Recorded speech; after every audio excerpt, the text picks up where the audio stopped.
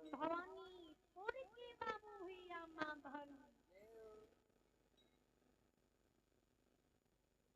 गौर करबे ध्यान देबे विचार करबे परम पिता परमात्मा ये कलुकाल कलयुग में ये कलयुग के नर लोग नर नारी के अन्य दल की काया सृजने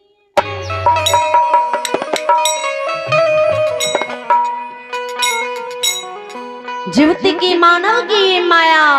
रूपी संसार में मानव की ये घंट में प्राण रही है। तब तक की मानव की ये संसार में काम सी फुर्सती नहीं हुई है।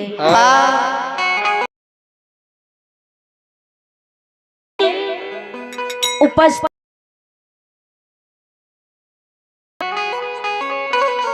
जितनी की बाबू भैया माँ बहन बच्चा और बुजुर्ग लोग आब की बैसल छिए सबसे अता आग्रह करे छी जी सब कियो एक बार दोनों हाथ बढ़ के मुख से जोरदार आवाज लिया कि जयकार करबे झिलकते पंडाल में बाबा धनराज माँ भगवती साक्षात किलो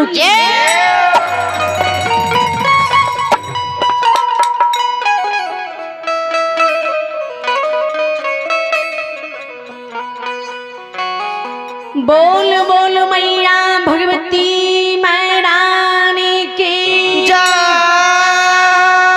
श्री देवदाता धर्मराज की जय उमापति महादेव की जय मैया पार्वती की जय मुरली मनोहर की सलल कन्हैया की जय पिता गुरु महाराज की जय गैया भैया बाबा ढिवाड़ की जय सकले समाज की जय जय जय श्री सीता।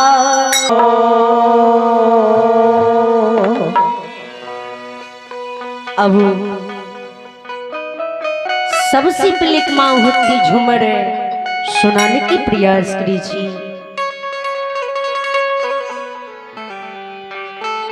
की बात भक्ति लोग गाथा सुनावे जीत रोटी जी गलती होते आह सब बच्ची समझ और बालक समझ की माफ कर देवे।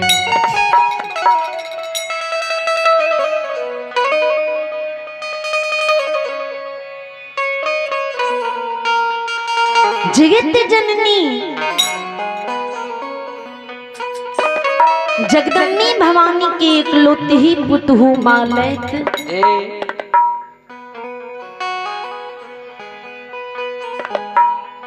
पांचों बहन भगवती अधिया के घर नीपे नीपे आंगन नीपे दहरी पर बैस की मालिक टिकाने ही मुड़ी मैया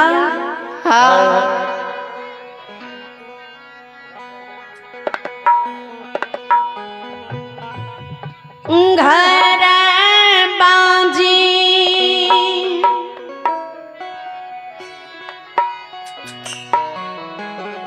निपल है माल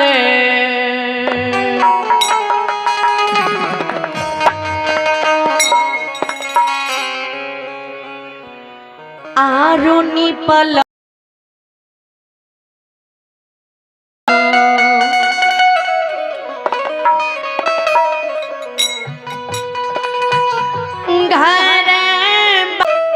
यारो निपल सरबा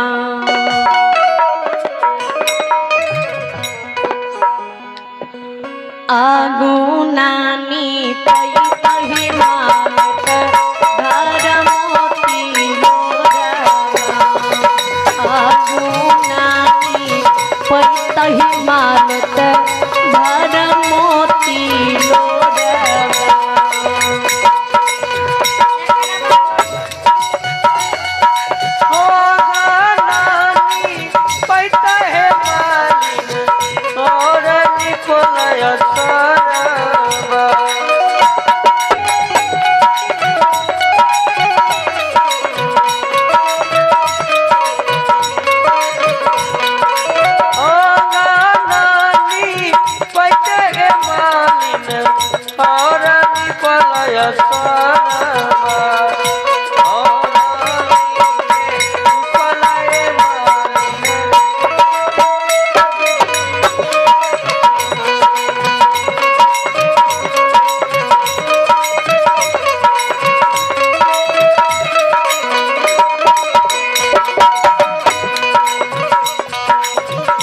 श्रोता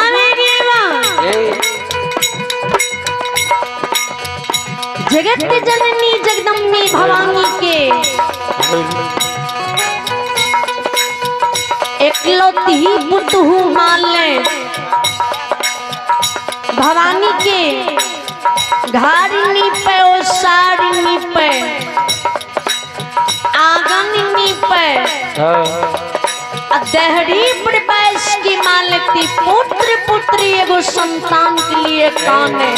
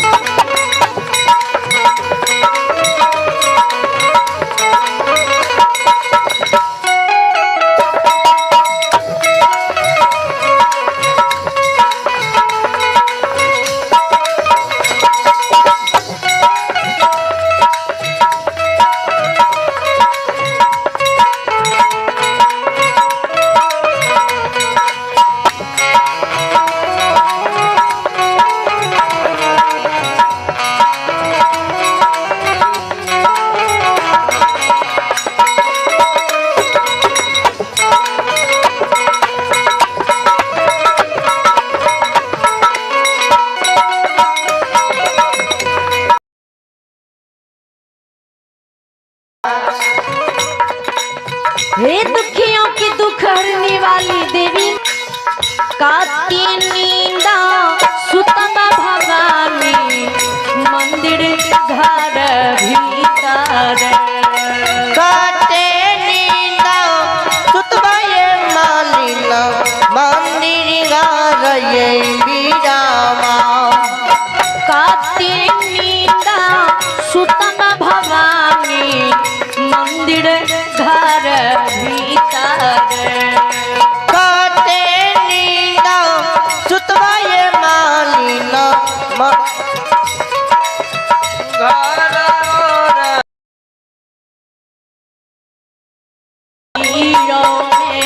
खोलियो भवानी मंदिर घर के खोलियो भवानी मंदिर के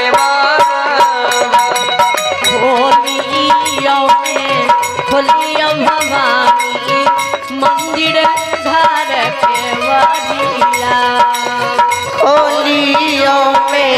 खोलियो भवानी मंदिर के वारिया। श्रोता मालिक जी कानित मालिक की कनव से यकाशी पताल लोग डोले तीनों लोग के देवी देवता जाग आसन डोले पांचों बहन भगवती जागे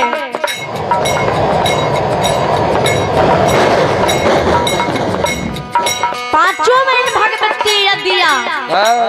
मालिक के मंदिर घर में दर्शन दे मालिक लग में जाके खड़ा हो मालिक आंख के आंसू पोछे मालिक से जवाब करे धिया ए धिया बेटी बहू रानी किया तोरा घटल दुलरिया किया ना धन संपत्तिया किया तोरा घटल दुलारी ज्ञान धन संपत्तिया किया तोरा घटल हिमालय आना धन संपत्तिया किया तोरा घटल है मालिन ज्ञान धन संपत्तिया किया तोरा करल दुलरिया बरकारी पतिया किया तोरा विपत्ति नाही मोरा घटल भवानी माँ आना धन संपत्तिया नाही मोरा घटल भवानी माँ ज्ञान धन संपत्तिया नाही मोरा घटल ये देवी माँ आना धन संपत्तिया नाही मोरा घटल है मैया ज्ञान धन संपत्तिया नाही मोरा करल भवानी बरका विपतिया नाही मोरा परल है मैया बरका विपत्तिया हे देवी माँ ए मैया बोली नेमरायम धन संपत्ति घटले नहीं बारी विपत्ति पड़ले हमरा कोनो चीज के कमी भेले जब यहाँ की नहीं बारी विपत्ति पड़ल नहीं धन संपत्ति घटल नहीं कपड़ा वस्त्र के कमी भेल ए किया यहाँ हमरा मंदिर घर के ओसार पर बैठ के अलक्ष जो काने छिए ए धिया किया रोधना पसारे छिए हे माले हे बेटी जा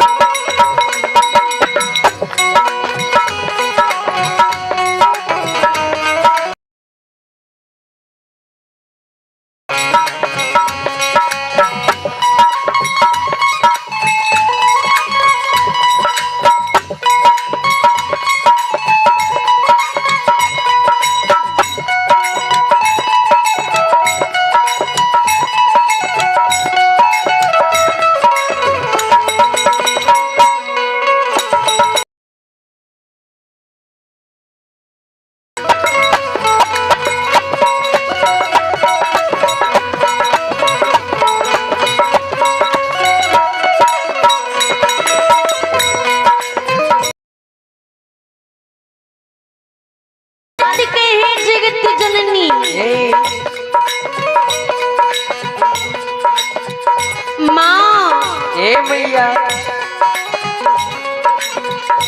अरसनी पड़ोसनी दाएं माय के गोद में जी छोटे छोटे बालक के खिलखिला खिलखिला हंसत दिखे छिए।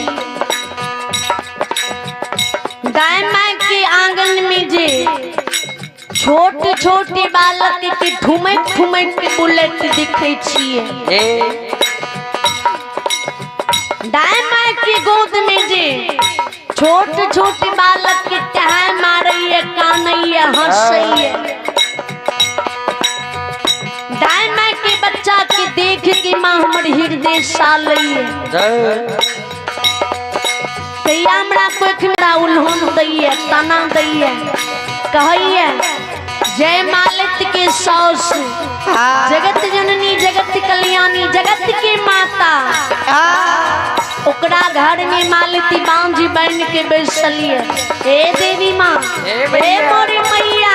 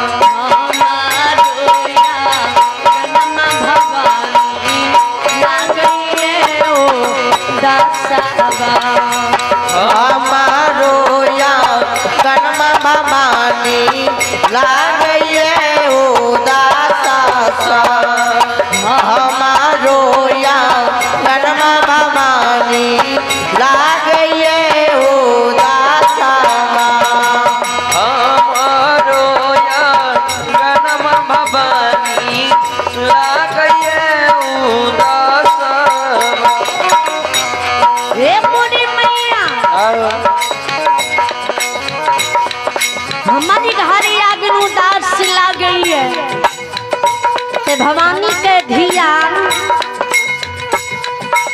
याद तोरा बच्चा की याद आवे छा याद तोरा गोदी में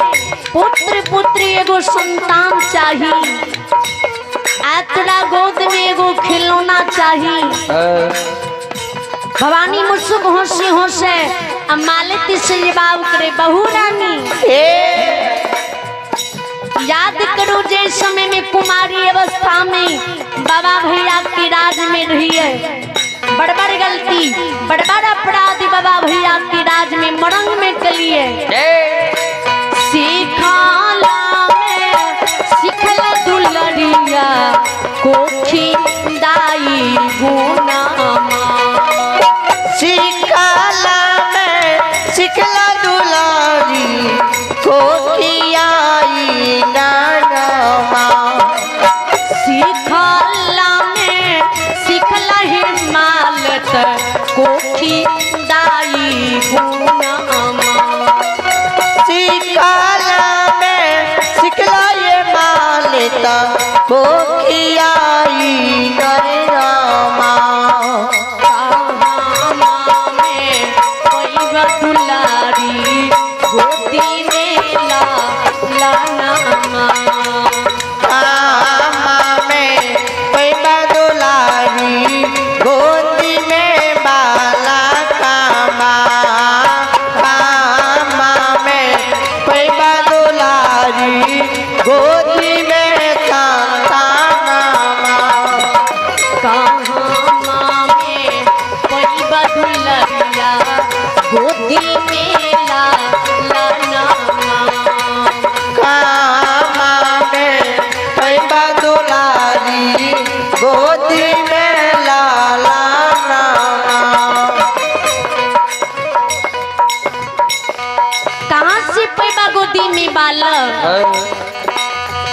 एक की कोई खुदा की गुण सिखला दोसर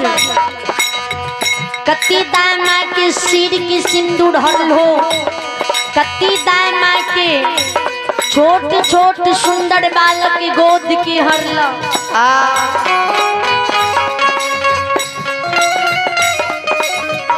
दाय माँ की निपुत्री बनेल हो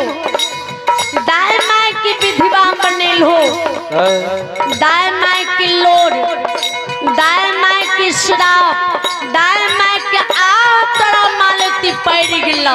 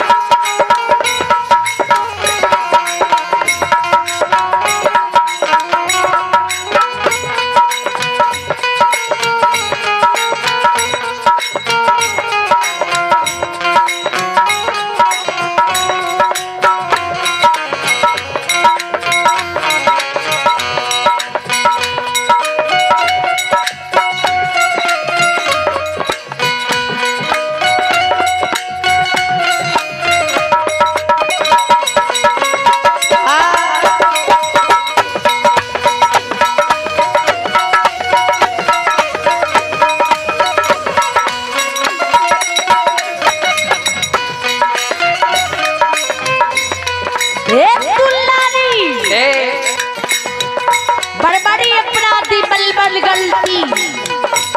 बाबा भैया की राज में तू मरंग में कैला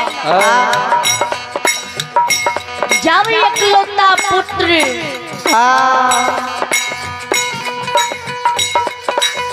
आइए एक श्रद्धालु के नाम सुने आइया भी कार्तिक और गणेश कुरसाहा की निवासी जिन्होंने शारदा ऋषि शानदार मैया रानी की भक्ति सुनकर 101 रुपए की दान दी। श्रद्धालु को मैया रानी हर मन कामना पूर्ण करी, परमात्मा सदा सुखी रखे। कार्तिक और गणेश को भगवान लंबी उम्र दी, बली बुद्धि विद्या की भंडार दी। जय हो दानी दाता की जय हो। धिया हे धिया जब इकलौता पुत्र बेटा भैरव के साथ ही तोर शादी भेला। जब गौना करा बाबा भैया के राज से तू ससुराल केला आ ससुराल में जे धनसर फूल से ननंद के साथ सबराती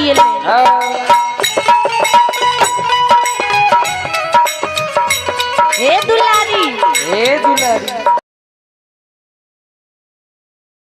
खैला दुलरिया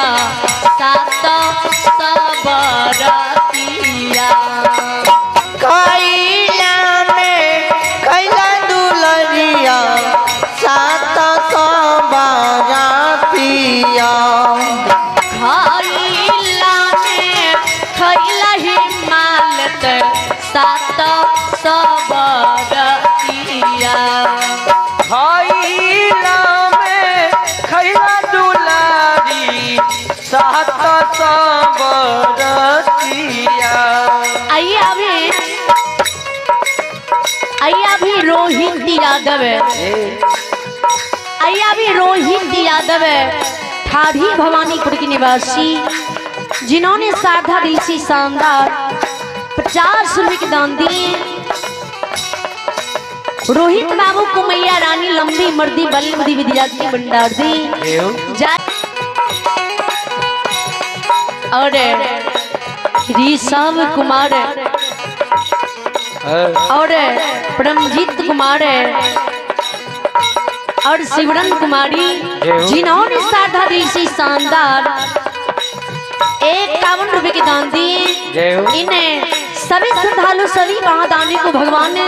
लंबे मर्दी बलमदी विद्या की भंडार दी। जय हो दानी दाता की जय हो। जय हो।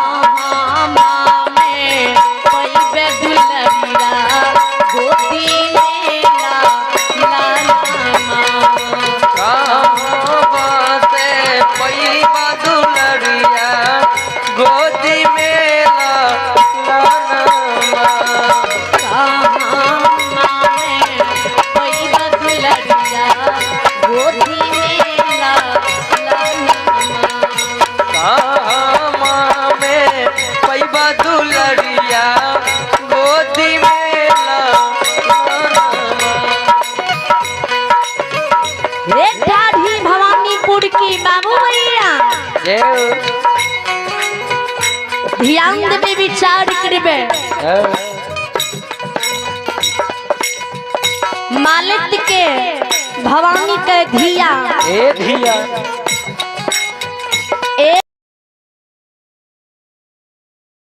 राज में तुम मरंग में कैला दोसर बेटा भड़व के साथ जे तोर शादी भेला गौना करा के जे तू ससुराल ला बाबा भैया के राज से त ससुराल में धनसेर फुलसेर के 7 सबराती खल हो 7 नंदोस खल हो आ 7 नंदोस के खा के आ धनसेर फुलसेर ननंद के तू संसार में कुमारी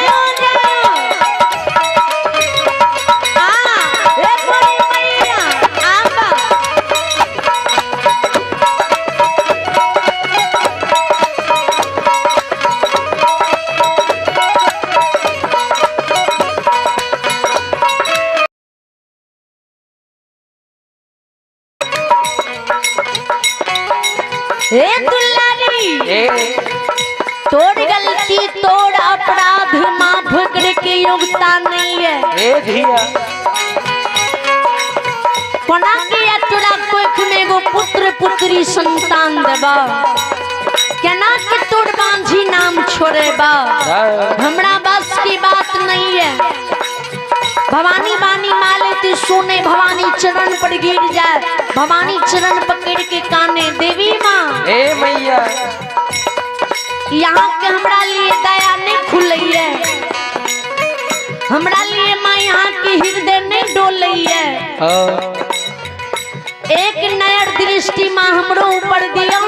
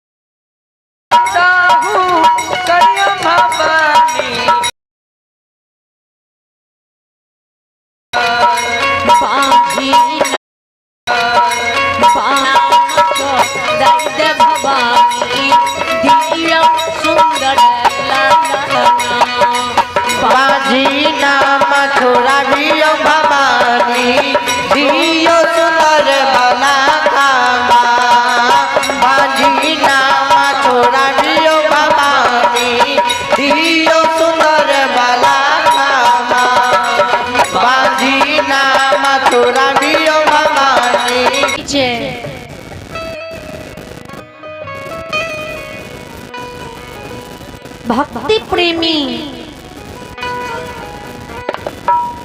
सती हरिया हरिनिया की भरी सुनावे छी।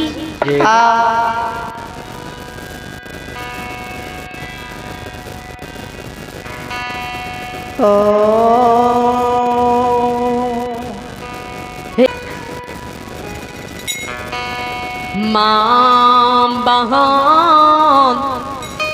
बाबू भैया सब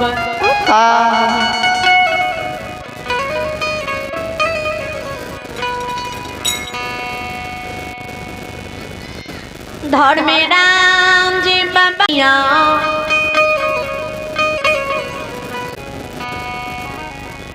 हनुमान जी के संग लगने सातीपुर के बिला बांधने तेरा ताग जनो कंधा मिलने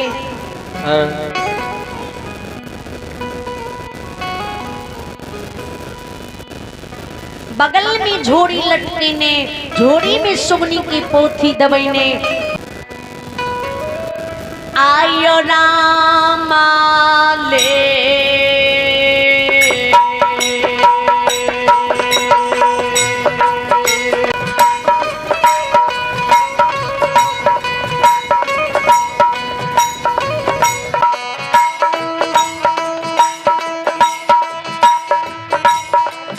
हो जाइए अहो राम ले जय हो गोसाई बाबा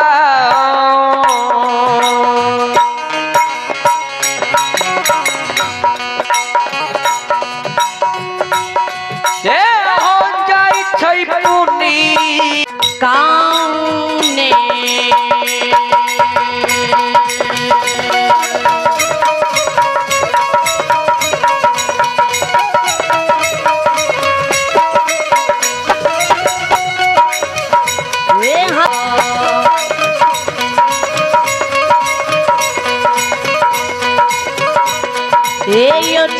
तरी